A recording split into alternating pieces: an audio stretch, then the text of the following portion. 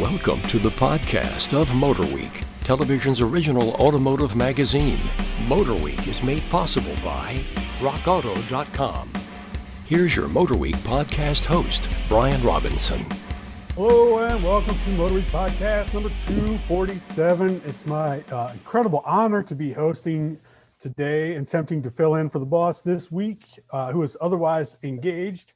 So my apologies in advance, but you're stuck with the B team this week. Along for the ride is senior executive producer David Scribner. Pleased to be here. Over the Edge reporter, Greg Carlos. Hey, happy to be here as well. And online content coordinator Jessica Ray. Hey guys. Now, for those of you who are regular viewers or listeners, this week in January that we are recording this is the week that we are traditionally down in Savannah, Georgia for track testing at Rolling Road Raceway. I know I've been there every January since 1996. Scrib, I'm sure you've been a few more years than that, right? I missed one for a childbirth, but I've been here for 33 years, I think. Yeah. So that's usually we have 10 or 12 track-worthy cars down there. We test them all week. Then February, March, and April are packed with some pretty exciting RTs. But this year, due to travel restrictions, we're now unable to make the trip. So we'll have to find other ways to make the show more exciting in February, March, and April. And it's a bummer, man. I was just thinking about that the other day. What time is it now? Yeah, we'd be at the track probably starting roundies about now. And yeah. I'd Tires have half worn out. my teeth would be all gunked up with sunflower seeds and Scrib had already set fast lap times and everything. Of course. But yeah, we'll have to find other ways to spicing up the show. And me as the writer, I'll have to come up with some new material instead of recycling all of my old Roebling material. So Right. that's beside the point. But I guess in honor of that, this week we're going to talk about some SUVs and a minivan. All right, yeah. But hey, that's what people are buying these days. So yeah, we'll get right to it. The Land Rover Defender is back. Scrib, you had more time in it than most of us, including getting No one else drove it but me, right? We did. All right. We spent a pretty sloppy day, as I recall, raining all day off-roading it, which was great. You know, British hunting weather, I guess I call it. I just left it in automatic mode for most of the time and went through a bunch of sloppy, muddy fields and some rocky terrain and some hill descent stuff. And it just, like the road test just said this week, it's like a jag on the freeway. You're driving off-road, everything just soaks up the bumps, and it's just unstoppable, I think. Really impressive. Which engine did we have? We had the larger of the engines, the inline or V6. Yeah, inline. And plenty of pep for passing. I thought it was a great cruiser, great highway ride. Didn't feel tipsy or clumsy like some Range Rovers have tended to in the past. You know, feel top heavy. This was planted. I love the styling of it. The visibility was great, and off-roading was just a hoot. So yeah, the pricing starts around 50 grand, but you could spend 30 more than that easily. Was it too much Range Rover, or is it still a tough truck? Oh, I think it's definitely in the Land Rover realm. It wasn't quite as luxo as the Range Rovers tend to be. You know, a little more utilitarian bent with the rubber floor mats and things like that. It just seemed like it was dedicated for off-roading or pre-fixed for off-roading, more so than just on-road cruising. And it was the 110 because they're also going to come out with a 90 here in probably the end of this year. Four-door. Yeah. Didn't have the rear jump seat option, I don't think, but I wouldn't have used it anyway. Yeah, they also have. It was a great day, despite the weather. Yeah, apparently you can still get a bench front seat with a fold down center seat as well. Ours didn't have that either. I remember, I came in, I started a MotorWeek right at the end of Defender when they stopped selling it here in the U.S. But I remember that we had a red and white 90. You remember that? Yeah. Rating on that. And our camera guy drove a yellow 90 for a long time. Yeah. We were good at 110 late in its life. I kind of like them. I own two Range Rovers myself. The '93 model Range Rover. So I'm kind of partial to the brand and the off-road abilities. I think they do a great job. How does it compare to like a Discovery? Like, is there going to be like in-brand like sales battle there? I mean, are people definitely going to be drawn to either like Discovery else, every other brand, they'll do their own optioning and equipment and tune it to various tastes. So there will be some cross shopping, sure. Maybe just as much as brand versus, Land Rover versus Range Rover, or Defender versus Discovery. Yeah. It looks like if The you buck have for every seat, as they say. if you have the cash to spend, it looks like you can actually outfit it to be a pretty serious camping companion. It looks like you can get like the foldable. You can only get the foldable ladder is like a $800 option, but to even get that option, I think you have to spend like another couple grand just to get to the level where you can add that on. So I mean, if you want to spend that much money, I mean, it could be like a really serious camping buddy, kind of like you saw with the older Defenders. Yeah, so a rooftop tent like thing. Mm-hmm. Yeah, and technically you're overlanding at that point. You're not really camping like Right. this rednecks do. We'll put that on the list of the right next to the supercar versus hypercar debate, overlanding versus camping. Yeah. J. Ray, what are your thoughts on the Defender? I mean, I like it a lot. I think the look of it is good. Sometimes I feel like if I look at it from a certain angle, though, I almost feel like it might be a little too bubbly in a way. But yes, you're right. I agree. Like some aspects, like if you look at it, maybe like sometimes from like a direct side profile, I'm like, wow, that looks really good. But sometimes if you look at it for like the 3/4 from the front, I'm like, that it's very curvy. But I almost think that the way that it almost looks better in the 2-door. So I'm really excited to see the 2-door in person. It's proportional. Yeah, it looks a little bit more proportional to yeah. I'm also partial to the 2-door because I own my Jeep is. Knew it was coming. I knew it was coming. Another time. Well, my 4-door Wagoneer is yeah, it's the battle between me and Dave. the grandfather of your little Jeep. Yeah. But it is interesting they're bringing this back. The Bronco is back. I mean, who's out there doing all this off-roading that we need all these off-road vehicles? Apparently millennials. Well, Ford's building off-road parks, more off-road parks for people to go to. So as long as there are venues for people, I think, to do it, because unless you know somebody like how we know Dave and we have a place to go off-road there at his brother's farm, it's hard to be able to find a place unless you live near somewhere that's public where you could go. Or make it a destination for a road trip. And people are doing more road trips these days. They don't want to fly. I like to do one myself sometime. Do an off-roading road trip. Sounds Good like point. And speaking of road trip vehicles, we'll move on to something bigger and better. Well, not necessarily better. Certainly bigger. The Cadillac Escalade, based on the all-new Tahoe Suburban chassis, which went to the independent rear suspension last year. Bigger, is it better? Greg, I know you spent some time in it recently.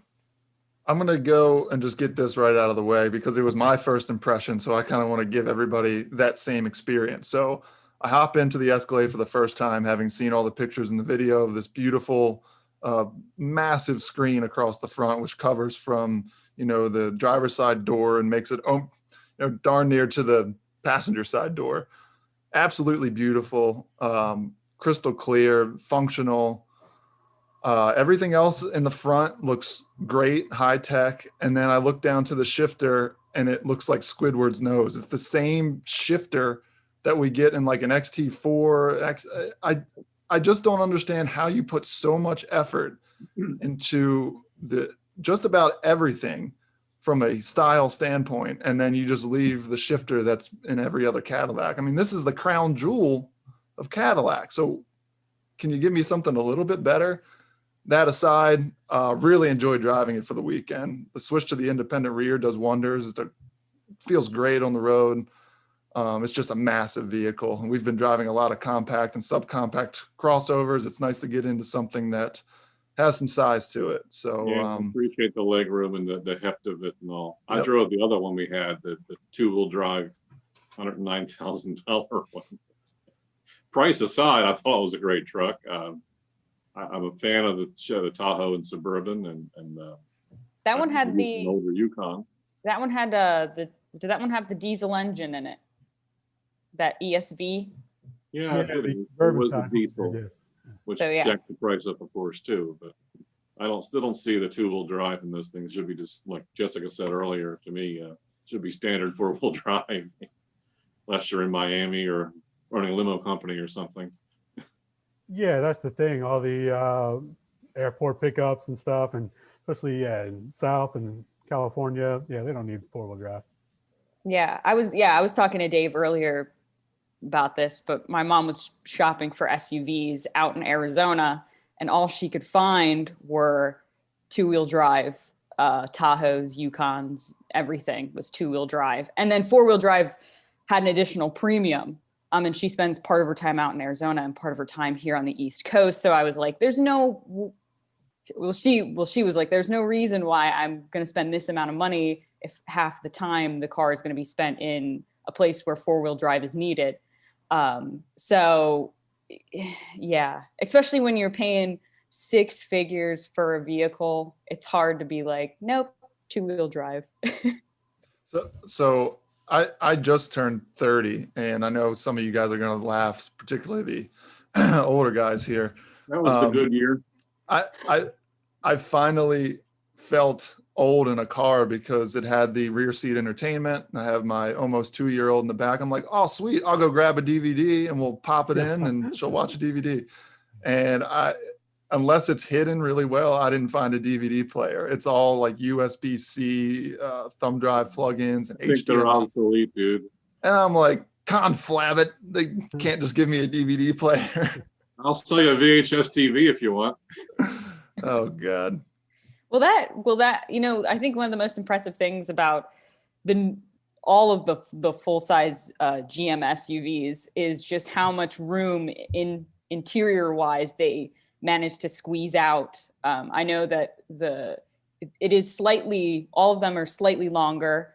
I think the Escalade itself, they said it's 8 inches longer, but they managed to get 10 more inches of legroom in that third row.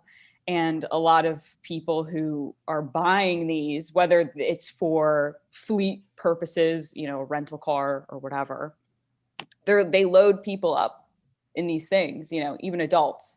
So I think that is probably a really big, important selling point to a lot of families. Absolutely. And speaking of maximum amount of space inside, thanks for setting me up for that transition there.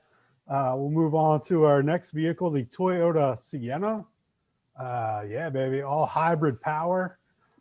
Still all-wheel drive available, but now it's not a mechanical setup, all electronic, similar to Highlander and RAV4 hybrids.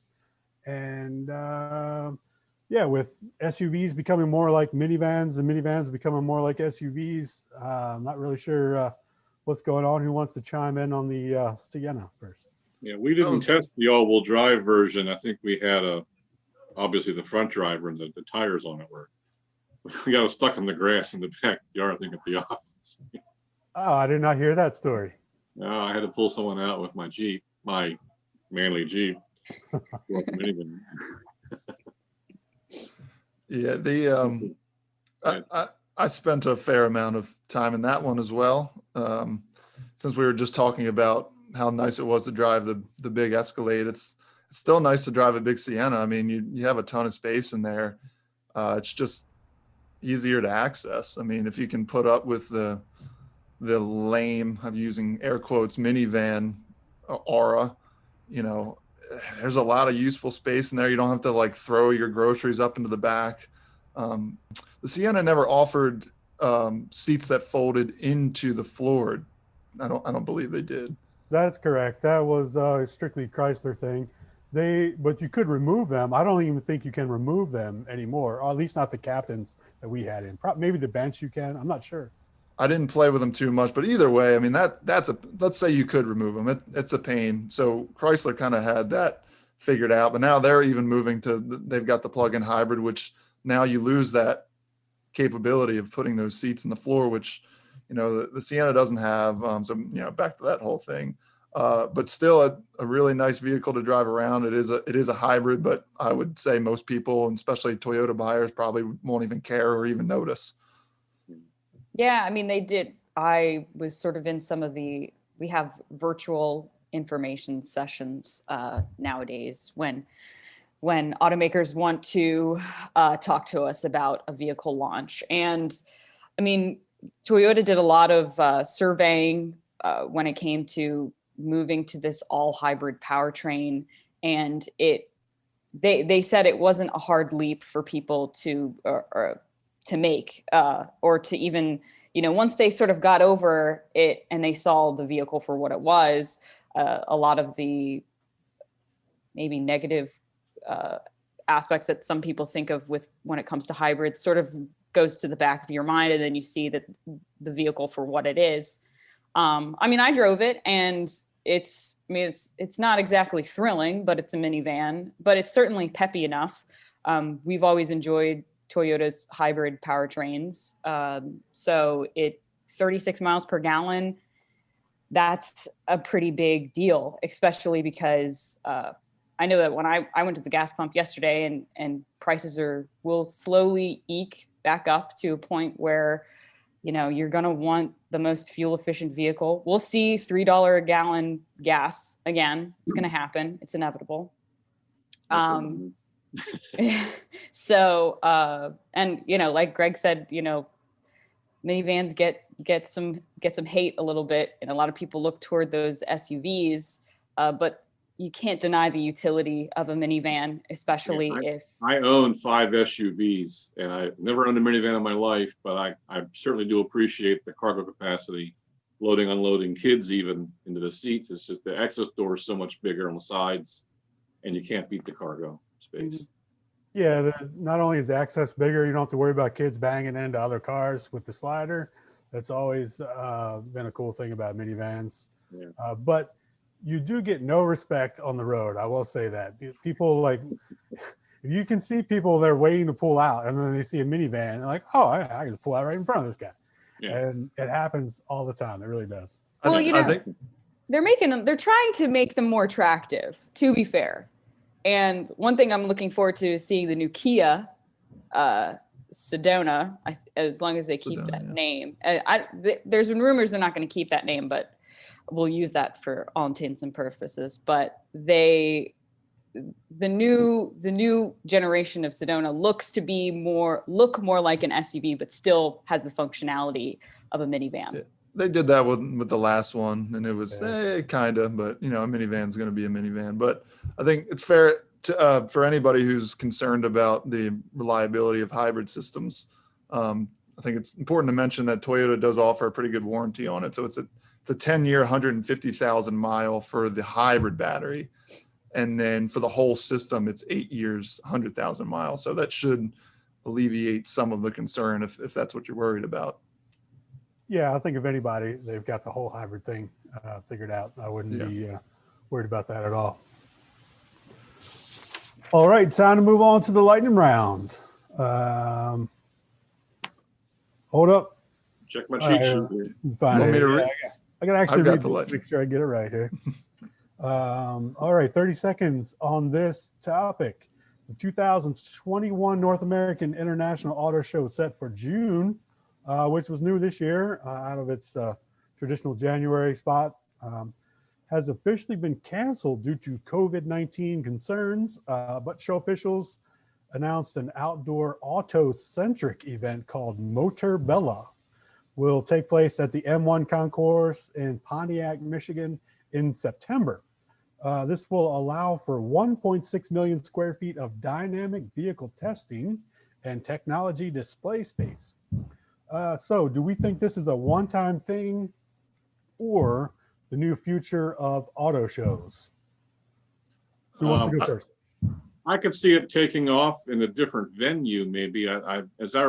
My research indicates that this is basically a test track or a club track for members only. I don't think they have the people space or the display space to put static car displays. It's great to give people rides, but you're going to give how many rides you're going to give in a couple of days of a auto show run.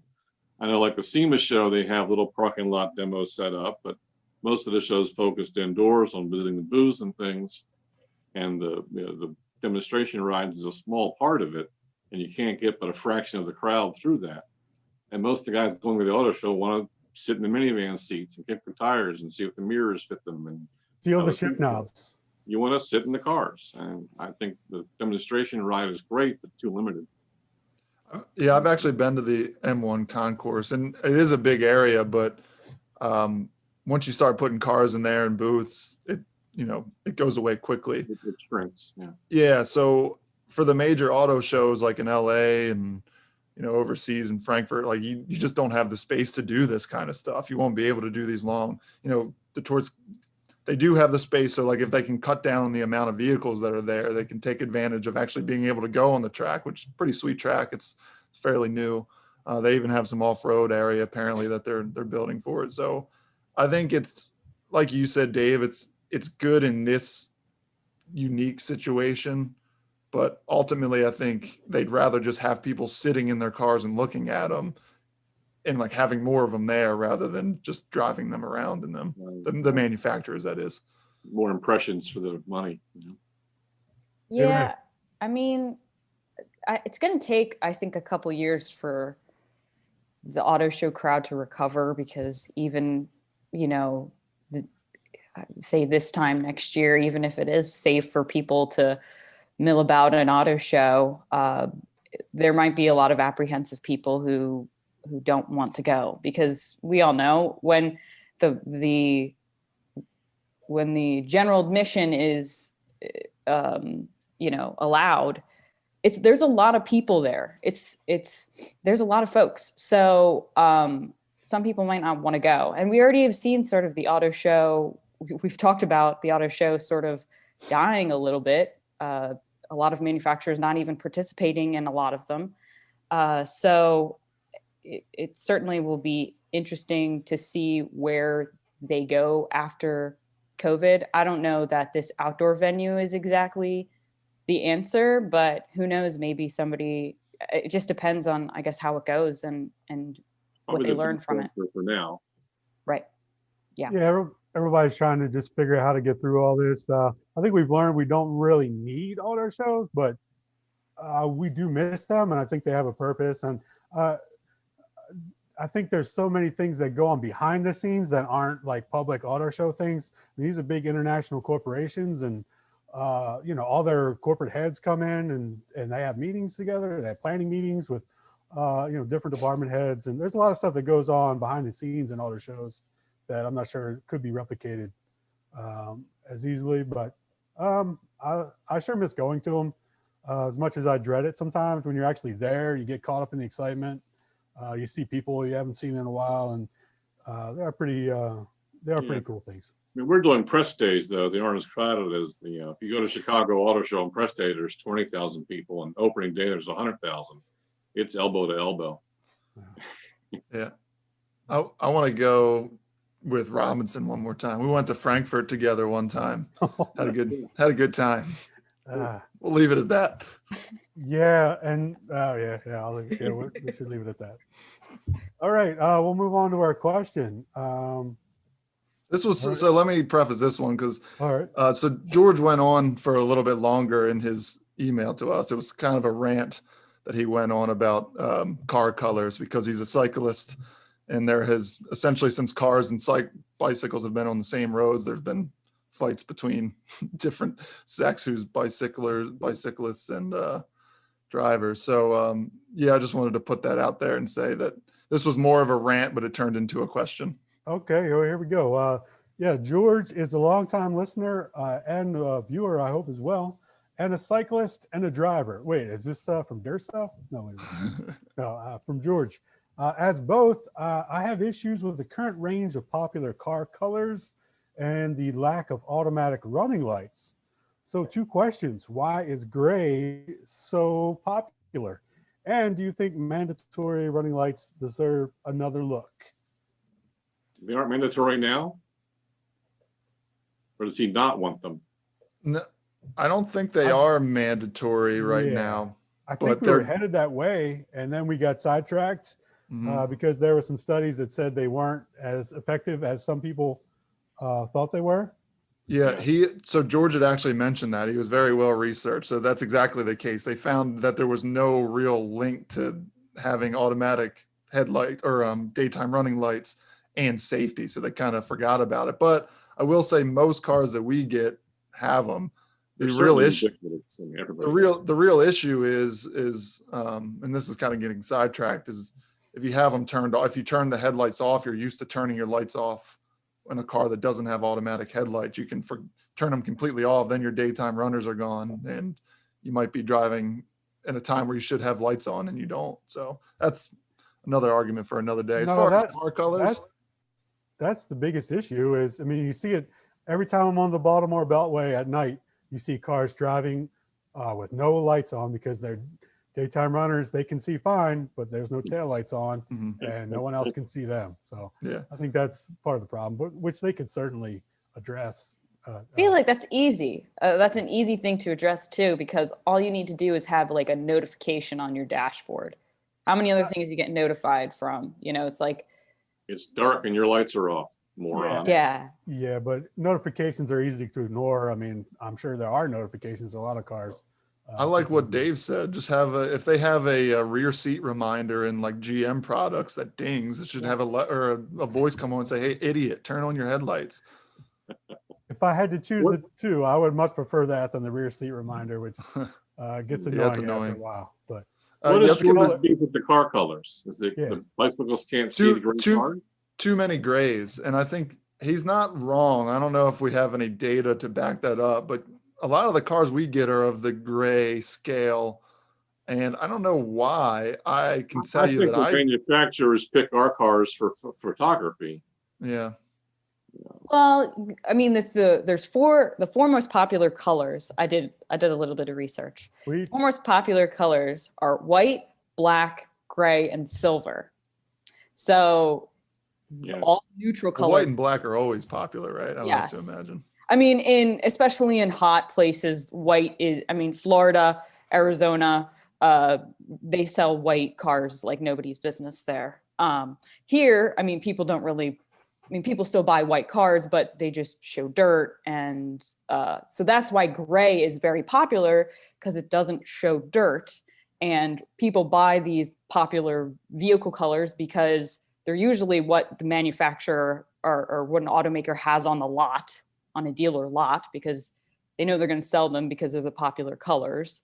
And they also have good resale values as well. And also sometimes the cooler, funkier colors are at a premium. Like you have to pay more for them. And a lot of people don't want to do that. yeah, that's exactly it. They want to be able to charge that premium. If you want a cool color, yeah, you're gonna have to kick in a little money. And then also not everyone likes bright green car. And when you get a resale, you may like that, but is someone else gonna like that? Yeah. And I remember growing up, red was always my favorite color. So I was like, I'm going to get a red car. And my parents were like, no, you cannot get a red car. You're not going to get a red car because that's the first thing the police see if you're Insurance speeding. premiums go up. Yeah. I bought red cars for my kids so they could be seen, orange and red, and I want people to see my kid driving down the road. They speed is their problem.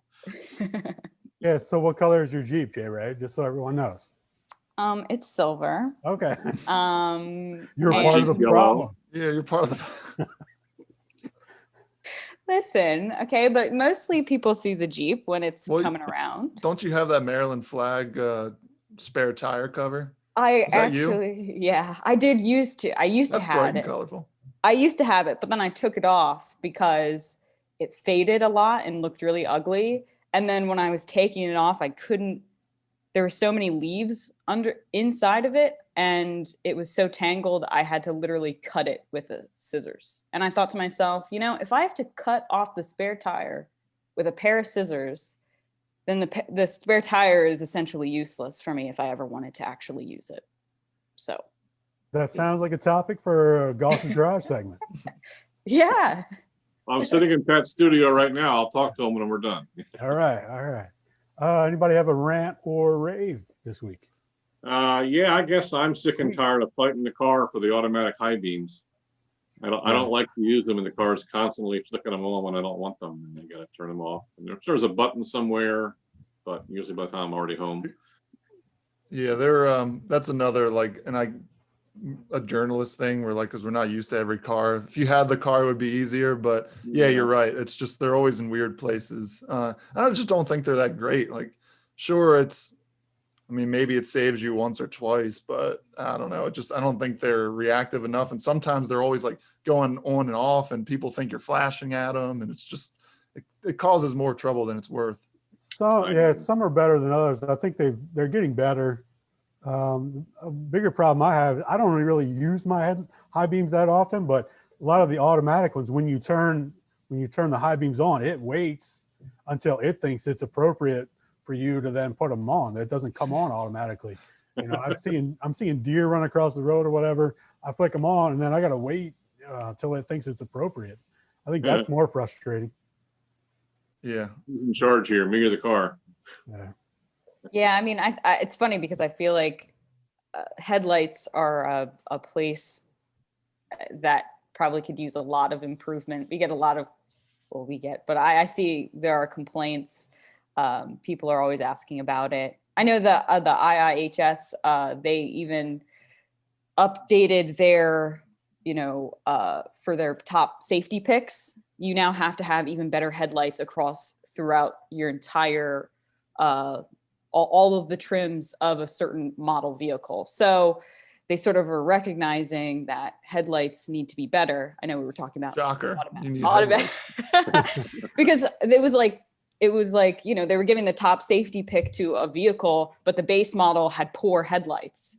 That doesn't make sense. You have to pay for good headlights. Exactly. And you should not have to pay for good headlights, because it doesn't help you. It doesn't help anybody who's driving around you at all. So we get a lot of comments about it. So hopefully this is just the first step in really improving headlights all around. I'd like to see headlights, not blind you as well. I'd love to see those, because I constantly get blinded. I remember when I used to drive a car, I was always blinded with LED headlights that were just aimed directly at me. So headlights, not a fan. My kid had a headlight burnout. He said, "I'll just use the high beams, Dad." No. Everybody's flashing at me. They say they love the headlights. All right, it sounds like a great time to wrap things up. I just want to thank everyone for tuning in. Thank Greg Carlos for producing it. Bob Mixter for thinking up, trying to talk us into doing this podcast for whatever reason. Give a shout out to all the people behind the scenes at MotorWeek. With so many restrictions, the fact that we've been able to keep rolling through all this is a real testament to the awesome videographers and road test crew and editors that we have. Shout out to them. Appreciate you all for tuning in, for listening. Be sure to catch the show all the usual places and everything on the internet. Thanks for watching MotorWeek. You've been listening to the podcast of MotorWeek, television's original automotive magazine. MotorWeek is made possible by RockAuto.com. For additional information on podcasts, videos, and showtimes, visit our website at motorweek.org. And watch MotorWeek, television's longest-running automotive magazine series, each week on your local PBS station.